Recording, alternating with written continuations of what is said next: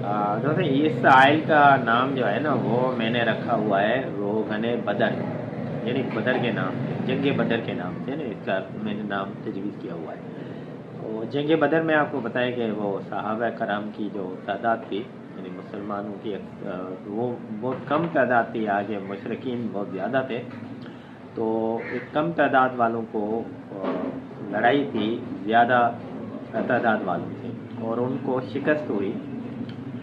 तो ये एक किस्म का तेल है, आयल है, रोगन है, और इसका मुकाबला भी इसी तरीके से बहुत सारी बीमारियों से है। और इसकी बड़ी खूबी है कि ज़िद्दी से ज़िद्दी जो फालिज होता है ना, ये बहुत ज़िद्दी मर्द है, खतरनाक मर्द है, बहुत ज़िद्दी मर्द होता है ना, फालिज का मर्द है। तो पुराने से पुराना कितना भी फालिज हो, मावन दवाइयाँ अलग से इस्तेमाल होती हैं, मगर इसका रिज़ल्ट उसमें अहम होता है। और टांग में हो, बाजू में हो, तो इसकी एक बोतल अगर वो मरीज़ इस्तेमाल करे तो माशाल्लाह उसके रिज़ल्ट जो है ना वो 50% आ जाते हैं, फालिज का बहुत पुराने से पुराना मरीज़ हो। उसके अलावा ये दाढ़ दर्द में भी काम करता है और सर दर्द में भी काम करता है। दमे के मरीज़ जो इस्तेमा के मरीज़ हैं, उनके लिए भी ये बड़ी अच्छी बात है। उसके इस्तेमाल का तरीका है, उसकी जो तरीका है। और उसके अलावा कान में दर्द है, पेट में दर्द है, आँख में, अच्छा बहुत सारे लोग मैंने देखे आँखें पकी हुई हैं, आँखों में दर्द है, बहुत ज़्यादा दर्द है, आँख जो है ना अंदर से जो है वो लाल है, या आँख में कहीं से चोट लग गई है।